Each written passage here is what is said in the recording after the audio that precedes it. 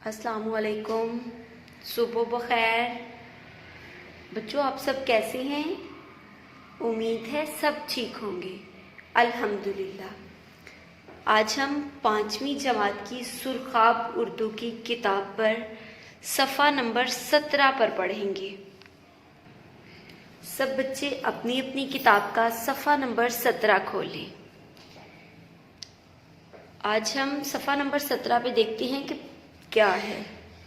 सफ़ा नंबर 17 सबक का उन्वान है मेहनती बच्चा।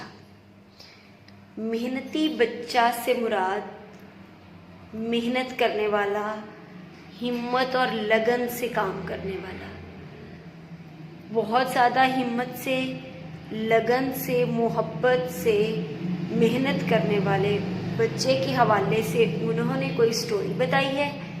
हम इस स्टोरी को पढ़ेंगे और देखेंगे कि इस स्टोरी में क्या है। नाम से तो ऐसे ही लगता है जैसे किसी की मेहनत, जहानत, लगन, उसके हवाले से कोई स्टोरी लिखी गई हो। ठीक है, अब हम सबक पढ़ना शुरू करते हैं। मेहनती बच्चा। गांव में सभी अनपढ़ थे, कोई स्कूल भी नहीं था, लेकिन उस बच्चे को पढ़ने का शौक था। घर से 2 किलोमीटर दूर एक स्कूल था। बच्चे ने उसमें दाखला ले लिया। वो हर रोज़ सुबह सवेरे पैदल घर से निकलता, खेतों, पगडंडियों, बरसाती नालों से गुजरता हुआ स्कूल पहुंचता। खेतों, पगडंडियों और बरसाती नालों। खेतों से मुराद फसलों, मतलब जहाँ ज़मीनें काश्त की जाती हैं, फसलें, पौधे लगाए जाते हैं। खेत, जहाँ सब्जियाँ, अनाज उगाए जाते हैं, उनको खेत कहते हैं। पगडंडियों, खेतों की साइडों पर जो एक फुटपाथ की तरह का रास्ता बनाया होता है, उसे पगडंडी बोलते हैं। खेतों की साइडों पर गुजरने के लिए जो फुटपाथ जैसा एक रास्ता बनाया जाता है, उसे हम पगडंडियाँ बोलते हैं। बरसाती नालों, जहाँ पे बारिश का पानी रुकता है या वैसे पानी के लिए रास्ते बनाए जाते हैं, उनको हम बरसाती नाले कहते हैं। ठीक है, ये समझ आ गया है आप लोगों को? खेतों, पगडंडियों और बरसाती नालों से क्या मुराद है? जी ठीक है।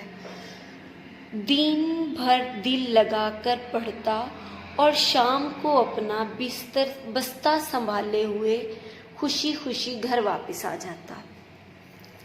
6 साल इसी तरह गुजर गए। अब 7वीं जमात के लिए उसे दूसरे गांव जाना था।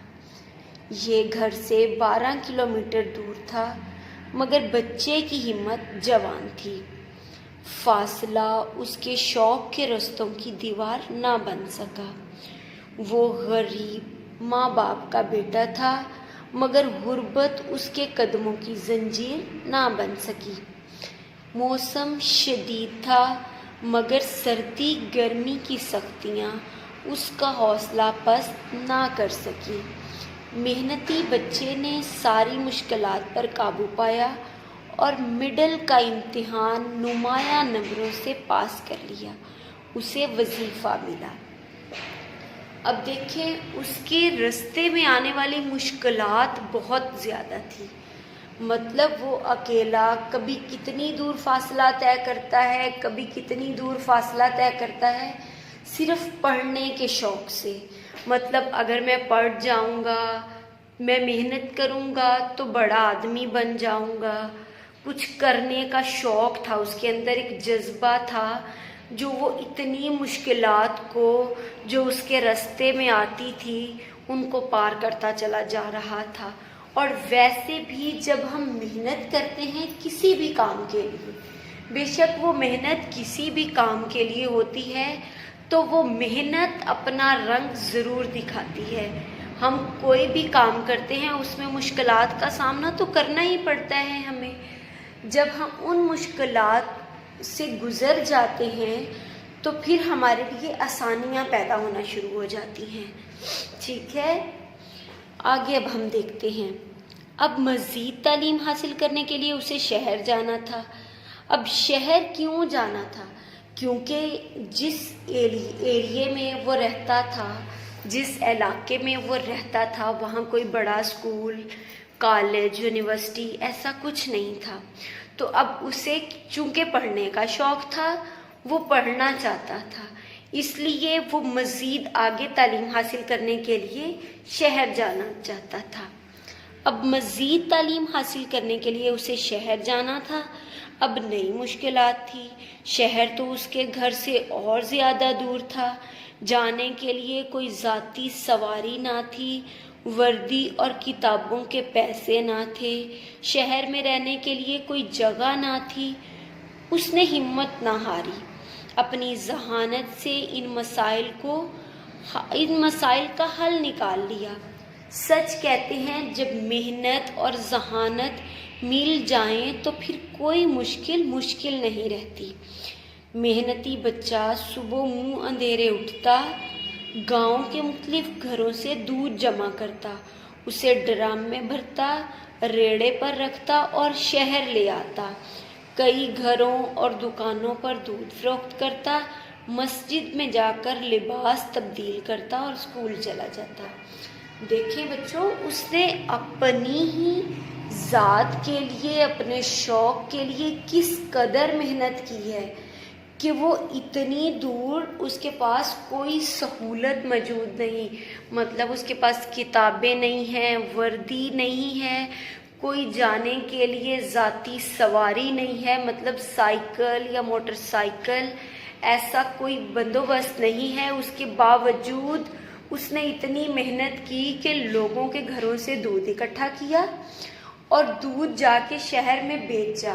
بیچنے کے بعد جب وہ دودھ بیچ لیتا تو وہ کسی بھی مسجد میں جا کر اپنے کپڑے تبدیل کرتا، اپنا لباس تبدیل کرتا، وردی پہنتا اور اسکول چلا جاتا.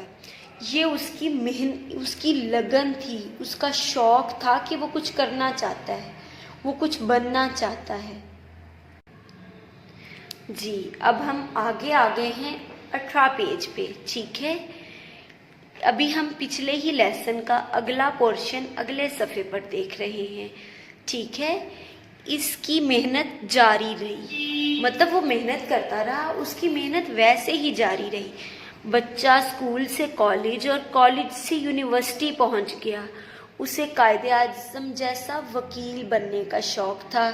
وقت پر لگا کر اڑتا رہا اور محنتی بچے نے وکیل کا امتحان پاس کر لیا. بالآخر وہ ایک کامیاب وکیل بن گیا. اس کی غربت تو دور ہو گئی مگر محنت اور ایمانداری ہمیشہ اس کے ساتھ رہی. اس نے سیاست میں حصہ لیا. لوگ اس کی محنت، ایمانداری، حب الوطنی اور سادگی سے بہت متاثر تھے. سیاست میں بھی وہ کامیاب رہا. پہلے قومی اسمبلی کا ممبر بنا، پھر وزیر اور آخر میں وزیر اعظم کی کرسی سنبھالی.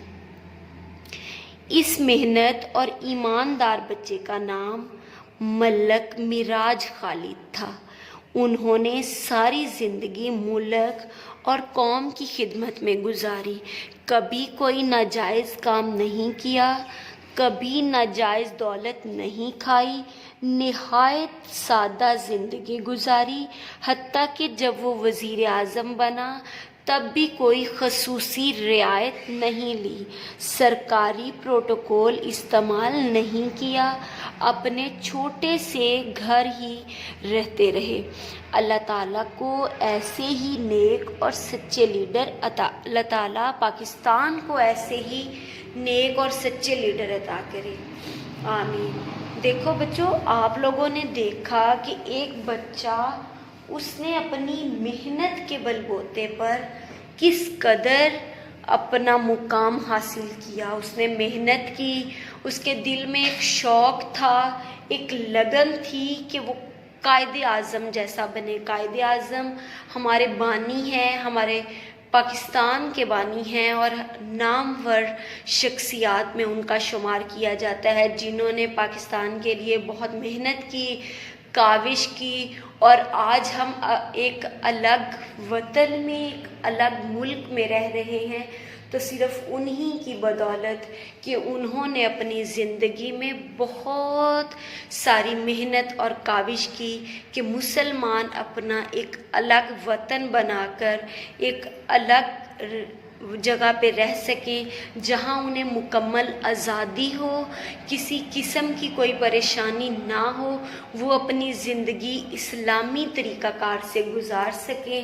تو اس کے دل میں ایک شوق تھا کہ وہ قائد اعظم جیسا وکیل بنے۔ پھر اس کی محنت رنگ لائی، اس نے انتہائی محنت کی اور آخر کار وہ ایک وکیل بنا، پھر وہ قومی اسمبلی کا ممبر بنا اور آخر میں وہ وزیر اعظم بن گیا۔ دیکھیں اس نے کس قدر محنت کی اور کس قدر اللہ تعالیٰ کو اس کا وہ خلوص، اس کی محنت، اس کی محبت، اس کی لگن پسند آئی اور اللہ تعالیٰ نے اسے کس مقام پہ لا کر کھڑا کر دی، پہنچا دیا۔ تو دعا ہے اللہ تعالیٰ پاکستان کو ایسے ہی نیک اور سچے لیڈر عطا کرتا رہے، آمین۔ جی بچوں، تو آج کے سبق سے ہمیں کیا سبق ملا ہے؟ آج کا جو ہم نے لیسن پڑھا ہے اس سے ہمیں کیا سبق ملا ہے؟ یہی کہ ہمیں محنت کرنی چاہیے، ہمیں کاوش کرنی چاہیے، ہمیں اپنے کام سے لگن ہونی چاہیے، اور جب ہم کسی بھی کام کو محنت اور لگن سے کرتے ہیں تو اللہ تعالیٰ خود سے بندے کے لیے وسیلہ بنا دیتا ہے کہ وہ وہاں تک پہنچ جائے جہاں وہ پہنچنا چاہتا ہے۔ ٹھیک ہے، تو آج کا لیسن آپ لوگوں کو سمجھ آ گیا ہوگا۔ محنتی بچہ ہے، آپ لوگوں نے گھر میں اس کو ایک دفعہ پھر سے رپیٹ کر لینا ہے، ٹھیک ہے؟ اور امید ہے آپ لوگوں کو سب اچھے سے سمجھ آ گیا ہوگا، ٹھیک ہے؟ کل ایک نئے لیسن کے ساتھ، نئے ٹاپک کے ساتھ حاضر ہوں گے، تب تک کے لیے اپنا خیال رکھیے گا۔ اوکے، خدا حافظ۔